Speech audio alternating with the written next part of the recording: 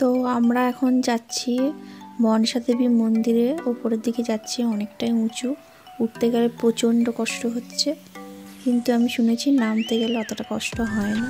তো আমরা উপরের দিকে যাচ্ছি, প্রথমেই ঢুকতে বাজার পড়ে, টুকিটাকি বাজার দেখতে দেখতে আমরা উপরের দিকে যাচ্ছি। আপনারা পুরো ব্লগটা শুরু থেকে শেষ অবধি দেখতে থাকুন। ভালো লাগলে অবশ্যই একটা লাইক করবেন, শেয়ার করবেন, আর অবশ্যই সাবস্ক্রাইব করে পাশে থাকা বেল আইকনটা ক্লিক করে দেবেন।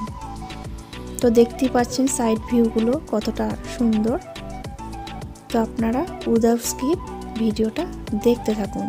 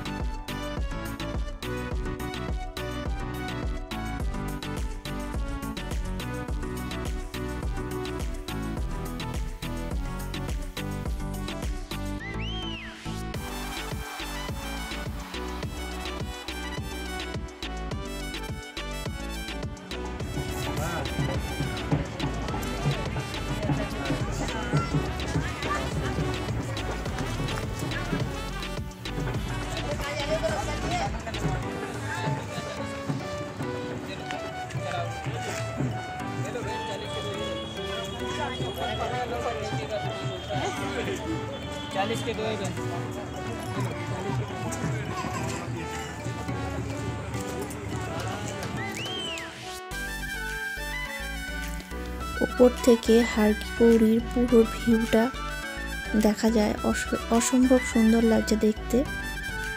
দেখুন পুরো নদী, পুরো হারকিপৌরিটাই দেখা যাচ্ছে।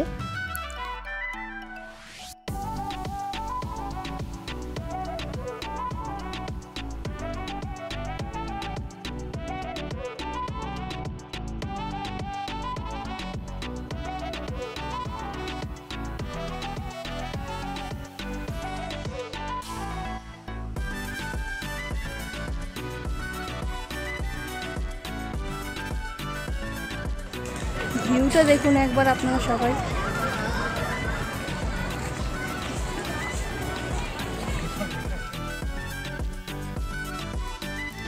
আমরা মনসা মন্দিরে বাবা, মা, ভাই সাথেই যাচ্ছি, সঙ্গে আমার মেয়ে আছে। বাবা মা এসেছে কলকাতা থেকে, সেই জন্য তাদের সাথেই ঘুরতে বেরিয়েছি।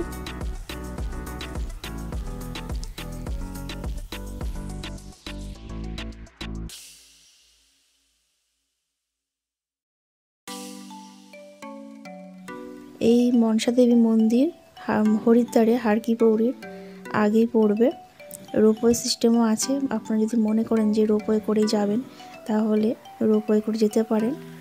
আবার যদি মনে করেন যে না পায়ে হেঁটে গেলে ভালো হবে, তো আপনারা পায়ে হেঁটেও যেতে পারেন। অনেকটা উঁচু, একটু কষ্ট তো হবেই ওপরে যেতে। তো আপনাদেরকে পুরোটা যতটা সম্ভব দেখাচ্ছি, সাইড ভিউগুলো আপনারা আমার সাথে সাথে উপভোগ করুন। তারা চলুন দেখতে থাকুন।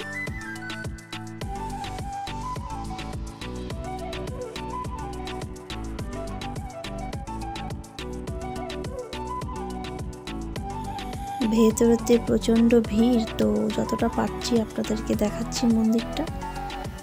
এটাই হলো মনসা দেবী মন্দির।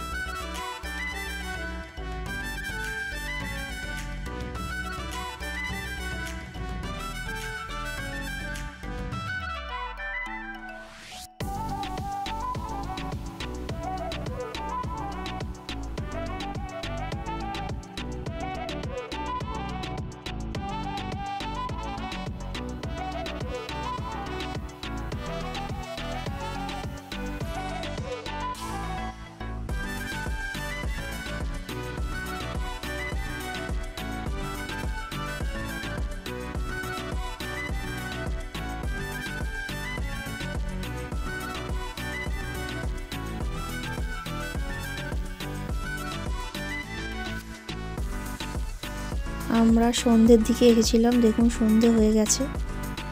এবার আমরা বাড়ির দিকে রওনা দিচ্ছি।